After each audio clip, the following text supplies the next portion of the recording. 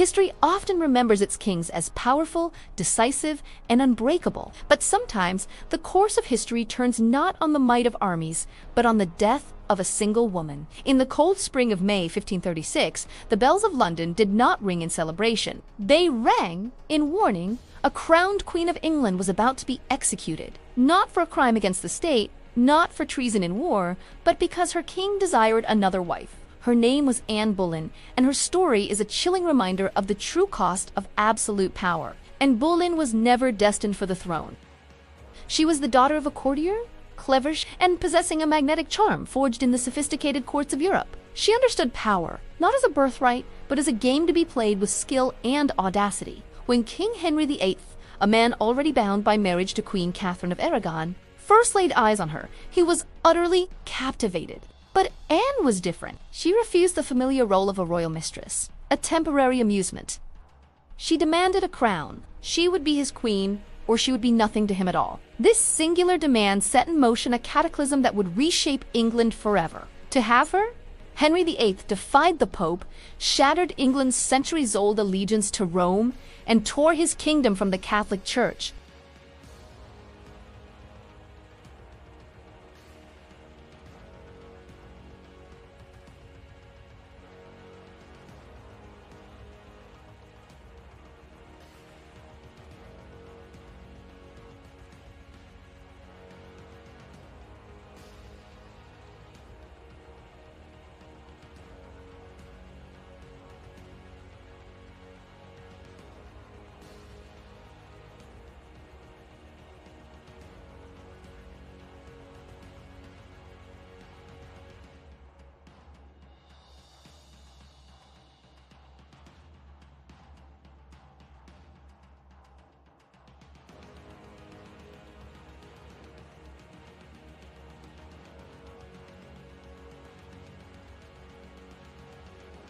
Each subsequent miscarriage was a blow, not just to her body, but to her precarious position at court. With every lost pregnancy, the whispers against her grew louder. Her enemies, led by the calculating Thomas Cromwell, began to circle, sensing weakness. And most terrifying of all, the king's passionate affection, the very foundation of her power, began to curdle into cold indifference. By the spring of 1536, Henry's gaze had already fallen upon another woman, the quiet, demure Jane Seymour. But to marry Jane, there was one significant obstacle. Queen Anne Boleyn was still alive and still wore the crown. A plot was hatched, one of breathtaking cruelty and cynicism. On the 2nd of May, Queen Anne was arrested and taken to the Tower of London. The charges laid against her were a grotesque fiction, designed to shock the kingdom and destroy her reputation utterly. Adultery with multiple men, incest with her own brother, Georges Boleyn, high treason against the king.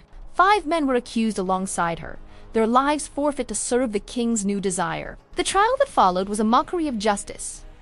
There was no real evidence. The dates of her alleged crimes were impossible, placing her in different locations at the same time. The witnesses brought forward contradicted one another, their testimonies flimsy and coerced. But evidence was no longer the point. The verdict had been decided the very moment King Henry had chosen Jane Seymour. Justice was a mere formality, a public performance to legitimize a foregone conclusion. Anne and the accused men, including her beloved brother, were swiftly found guilty. The sentence was death, imprisoned in the same royal apartments where she had awaited her coronation just 3 years earlier, and drifted between moments of manic laughter at the absurdity of her fate and periods of deep, terrified prayer. She wrote a final, desperate letter to Henry, pleading her innocence, but it was in vain. Knowing her end was near, she made one last request, a final assertion of her status. She asked for an expert swordsman to be brought from France, as a clean strike from a sword was considered a more merciful death than the clumsy English axe, a small dignity in the face of ultimate humiliation. On the morning of May 19, 1536,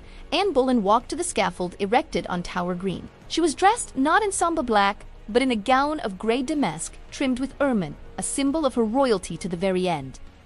Before the silent crowd, she did not scream or rage. She did not curse the king who had condemned her. Her final words were carefully chosen, a model of Tudor decorum. She praised the king, urged the people to pray for him, and commended her soul to God. Moments later, the French swordsman, with a single, swift strike, ended her life. Anne Boleyn was just 35 years old. The very next day, King Henry VIII became officially engaged to Jane Seymour.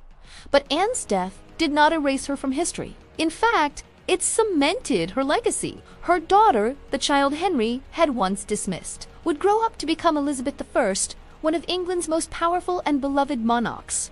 Her reign, a golden age. The Church of England, the very institution Henry created solely to marry, would permanently alter the nation's spiritual and political landscape.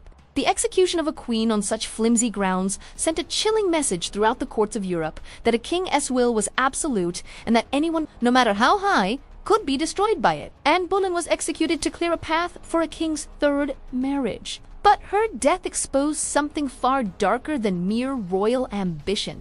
It revealed the terrifying fragility of justice when confronted by absolute power, and it showed how easily the truth can be rewritten in blood. In the end, she lost her life, but in her fall, England lost its innocence. Thank you for joining us on this journey into the past. If you found this story as compelling as we do, please consider liking this video and subscribing to our channel for more Tales from History. We'll see you next time.